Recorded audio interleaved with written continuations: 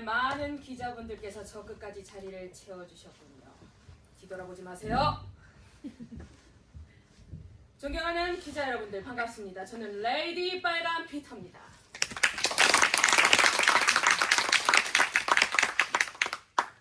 뭐야, 박수 이거밖에 안 해줄 거야?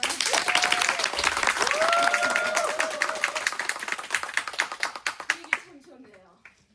이 한 마리의 침팬지에 지나지 않는 저의 과거 얘기를 이런 공식적인 자리를 통해서 알릴 수 있다는 점 대단히 영광스럽게 생각합니다.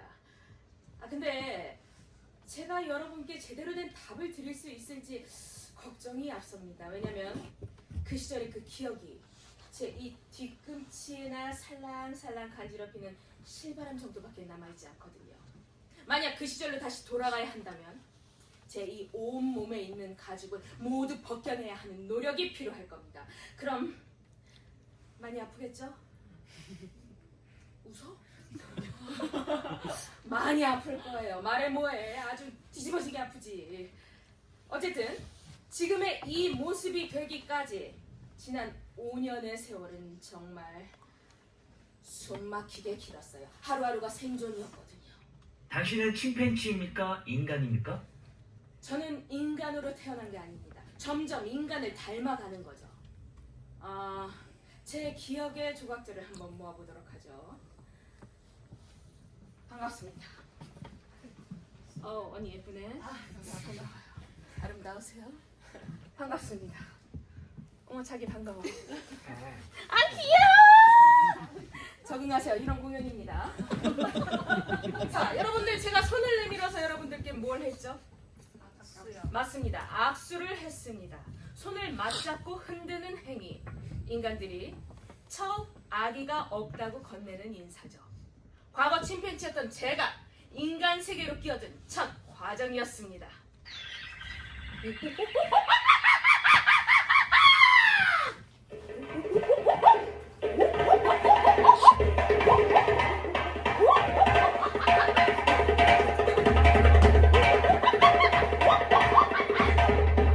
저는 열대우림 지역의 코트 디부아르 태생입니다. 이게 나이가 드니까 조금만 뛰어도 숨이 찹니다. 이해해 주시길 부탁드립니다. 어느 날 하겐베크 동물원에서 사냥 원정대를 파견했죠. 그 원정대 대장이랑 저는 지금 술잔을 꽤 나누는 사이가 되긴 했지만 어쨌든 우리 무리가 물을 마시러 간 강변 그 어느 귀퉁이에 그들은 매복해 있었습니다. 그 순간 총알 2발 모두 제가 맞았습니다. 한 발은 많이 아프겠죠? 많이 아프겠죠? 호해줘. 어디 웃어? 호해줘. 보시다시피 총알이 스치면서 빨간 생채기가 생겼고 이런 흉터가 남았습니다. 그래서 제 별명이 빨간 피터가 됐죠. 이건 여담이긴 한데 같은 서커스단에 피터라는 원숭이가 있었습니다. 근데 사람들은 그 원숭이를 이 흉터로 저랑 구별을 하더라고요. 저는 전혀 이해가 되지 않았습니다. 왜냐면 그 원숭이는 수컷이었거든요. 수컷! 여러분도 알다시피 저는 암컷입니다. 날 수컷으로 안고 온 건 아니죠? 암컷입니다. 그리고 나머지 한 발은 이 엉덩이 아래, 이 허벅지를 관통했어요. 이건 꽤 심각한 상처였어요. 왜냐면 제가 아주 가끔씩 다리를 저는 이유니까요. 어쨌든 저는 그 자리에서 기절했어요. 저쪽이니? 학시. 뛰어나보니 이곳은 하겐베크 증기성 가판 맨 밑바다. 서있기는 너무 낮고 앉아있기는 너무 비좁았던 그 나무 상자. 단 한 번도 출구 없는 삶을 살아본 적이 없는 제가 출구 없는 이 상황이 어땠겠습니까?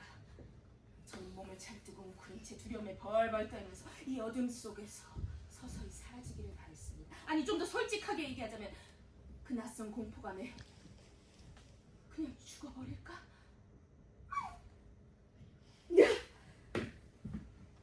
지금 와서 얘기지만 야생동물을 저런 식으로 처음에 가둬두는 거 제 경험에 비춰봤을 때는 인정합니다. 버티고 살아남은 짐승들만이 생존할 수 있다는 인간들 말이 맞아요. 첫 고비를 무사히 잘 넘겨야만 생존 확률이 높아지니까요. 저는 첫 고비를 무사히 잘 넘겼습니다. 이후엔 쇠창살이 있는 좀 더 큰 우리로 옮겨졌죠.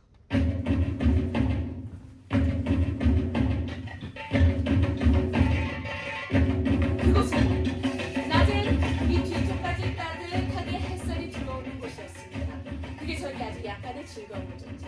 하지만 출구가 없다는 사실은 변하지 않았어요. 그게 저를 너무너무 불안하게 만들었습니다. 울부짖기, 멍 때리기, 이빨 드러내기.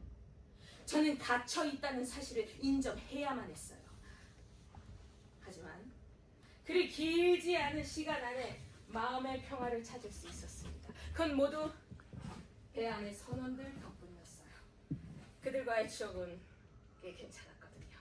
묵직한 그들의 신발 소리,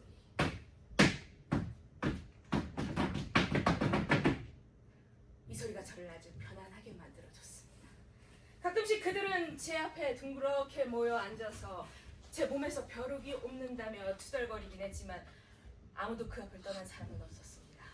불평불만이야 늘 했었어도 그 분위기는 꽤 훈훈했거든요. 무리에서 느껴지는 안정감이랄까.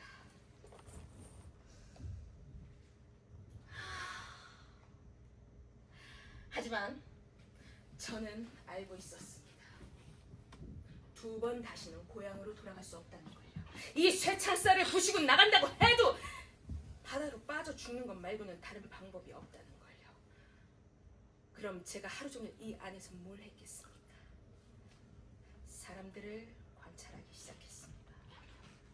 늘 똑같은 표정, 똑같은 동선으로 오고 가고 저에겐 모두가 한 사람처럼 보였죠. 그러다 발견을 했죠. 사람들이 족쇄를 차지 않는 이 2 다리로 걸어 다니고 있는 겁니다. 그래서 전 생각했습니다. 내가 저들처럼, 아니 저들 흉내라도 낼 수 있다면 족쇄 없는 삶을 살 수 있지 않을까. 그래서 사람들을 좀 더 깊이 관찰하기 시작했죠. 근데 사람들 흉내내는 것 중 가장 흉내내기 힘든 게 뭔 줄 아십니까? 바로 술입니다. 럼주를 마시는 방법. 그 냄새부터는 정말 극복하기가 힘듭니다. 하지만 저에게도 햇살이 비춰지기 시작했죠. 밤이고 낮이고 늘 혼자 다녔던 그 한 사람, 유독 제 눈에 띄었던 그 한 사람, 그 한 사람이 어느 날 술병을 들고 제 앞에 버티고 앉아서 제게 술 마시는 방법을 가르쳐주기 시작했습니다. 저는 지구상에서 가장 용감하고 가장 열정적인 학생이 됐죠.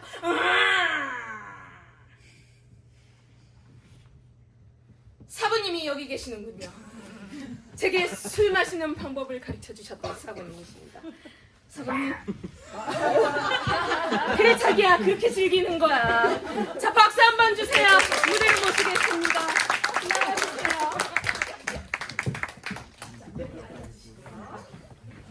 자, 지금부터 여러분들은 제가 술을 어떻게 배웠는지를 알게 되실 겁니다. 사부님께서는 술병 마개를 따고 제가 이해했는지 한번 힐끗 쳐다보셨습니다. 오케이. 그 다음엔 술병을 천천히 들어 올리셨죠. 저는 그의 행동을 하나라도 놓치지 않고 끝까지 쳐다봤죠.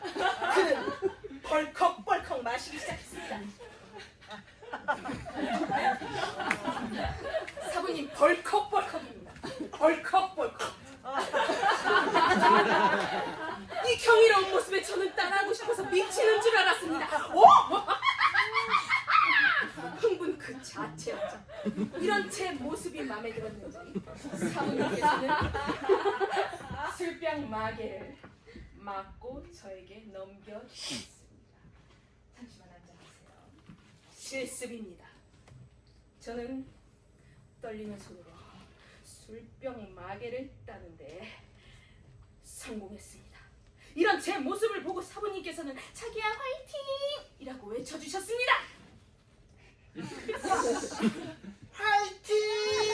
정말 용기가 샘솟는군요. 저는 술병을 들어 올려는데 사부님께서는 흥분했는지 침팬지 소리를 내기 시작하셨습니다.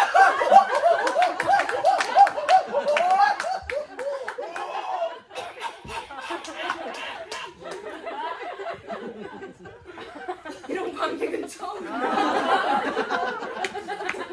저는 술을 마시기 시작했습니다.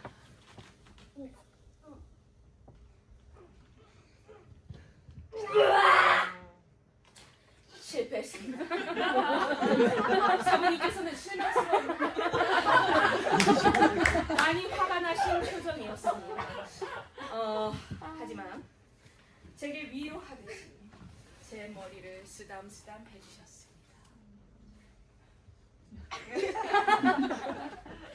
그리고는 선물을 가지고 자리로 돌아가셨습니다.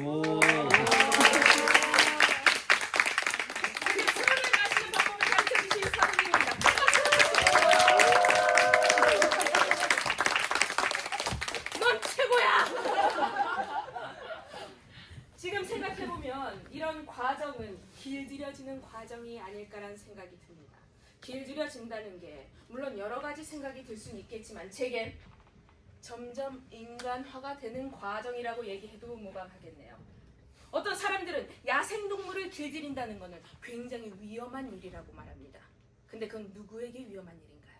사람? 동물? 전 아직도 그 부분을 이해하기가 힘듭니다. 왜냐면 지금의 이 과정이 지금의 저를 만들었으니까요.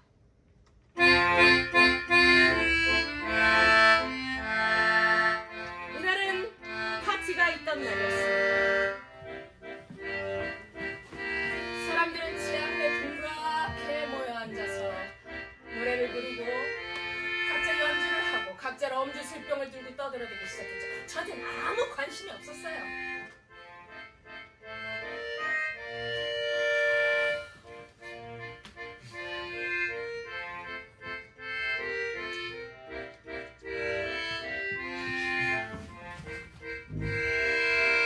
저는 엄주 술병을 움켜잡았습니다. 그리곤 주저없이 병마개를 땄죠. 그리고 아주 숙련된 솜씨로 술을 마시기 시작했습니다.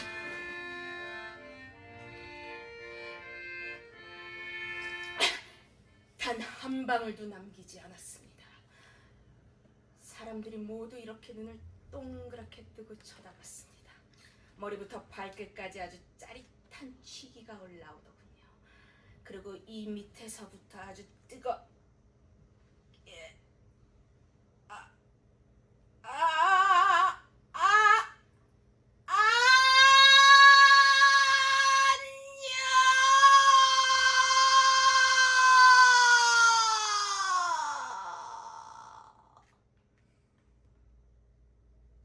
큰 파장이었죠. 감히 제가 인간 세계에 난입한 셈이니까요. 짜릿한 기분이 들었던 것도 사실이지만 제가 인간을 흉내내는 것 자체에는 별다른 큰 매력을 느끼지 못하고 있습니다. 아까도 계속 얘기했다시피 저는 출구를 찾아 헤매었던 것뿐이니까요.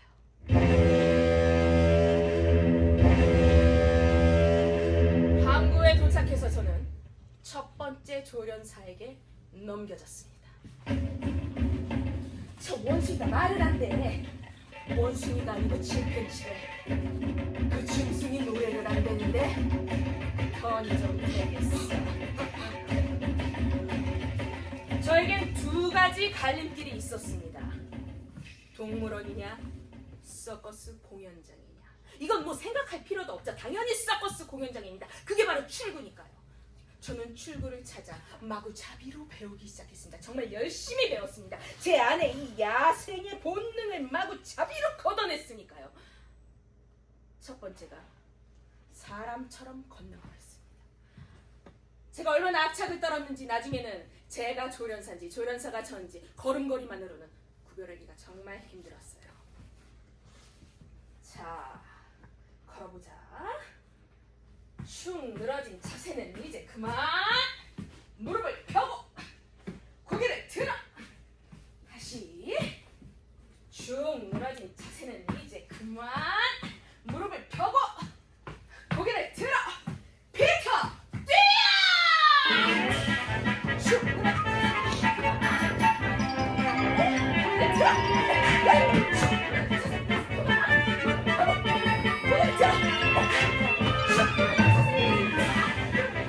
고개를 들어.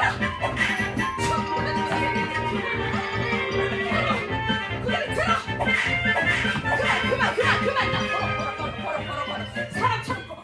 사람처럼 걷고 있어. 성공!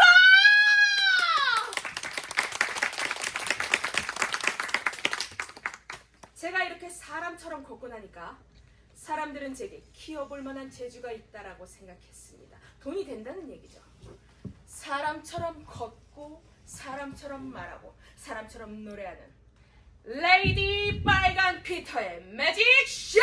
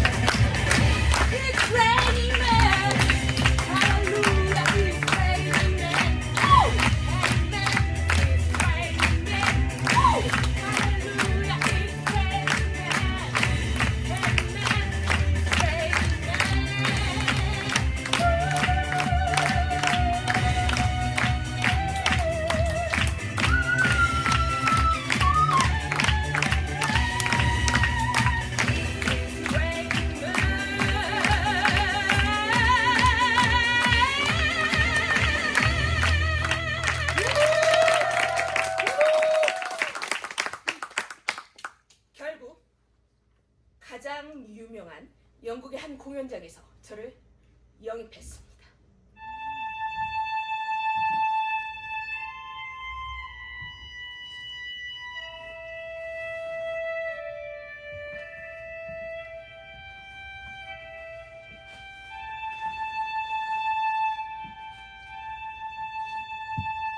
저는 여왕처럼 먹고 마시고 입고 사람들 속에서 그 삶이 굉장히 당연하다는 듯 살았어요. 돈이야 뭐 제 염색책 따위는 아무도 신경 안 쓸 만큼 벌었죠. 하지만 전 거기서 멈추지 않았어요. 여러 교수들을 채용하기 시작했습니다. 다닥다닥 붙은 그 방 안에 교수들을 밀어넣고 제가 마구잡이로 뛰어다니면서 그 모든 수업들을 다 받았어요. 마침내 저는 인간 사회 중급 정도의 문화 수준을 얻는데 성공했습니다. 요! 고마워 자기야. 적당히 여행을 즐길 줄 알고 순리대로 살아가는 단계 딱 중급. 지금 보니까 우리 기자님들은 어느 정도 수준이 되는지 궁금한데요. 한번 알아보도록 하죠. 제가 지금부터 질문을 드릴 텐데 질문에 답을 아시는 기자님께서는 손을 들고 본인 이름을 말씀하신 뒤에 정답을 말씀해 주시면 됩니다. 자, 중급입니다. 첫 번째, 바나나가 웃으면 이름이 뭐예요? 안 들려. 박소진. 뭡니까? 정답입니다, 여러분.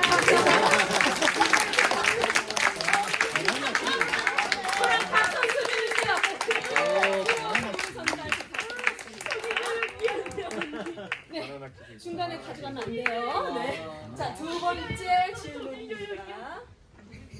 선물 있으니까 치열하게 아시죠? 자, 2, 7, 9. 다시 한번.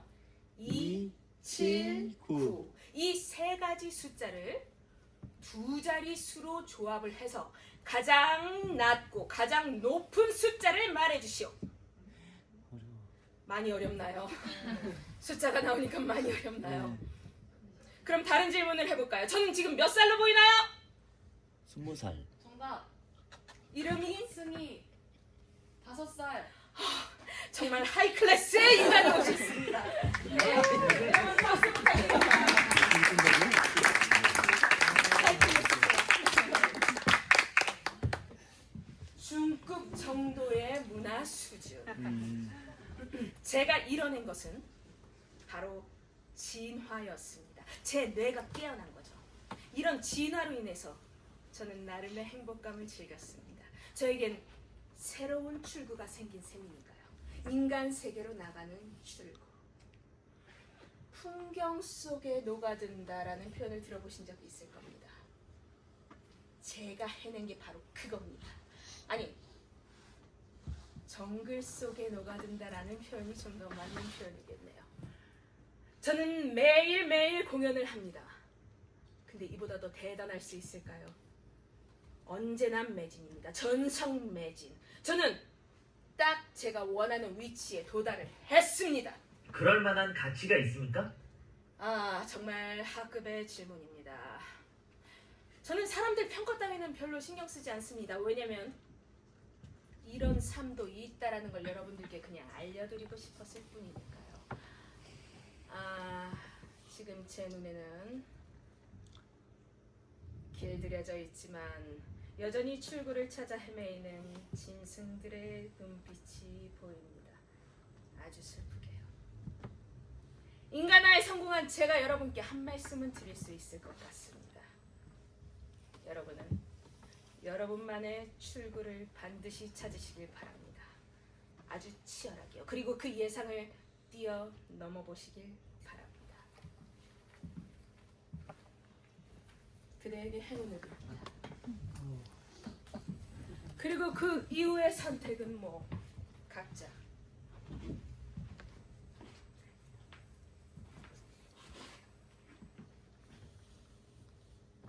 이상 레이디 빨간 피터의 고백이었습니다. 감사합니다.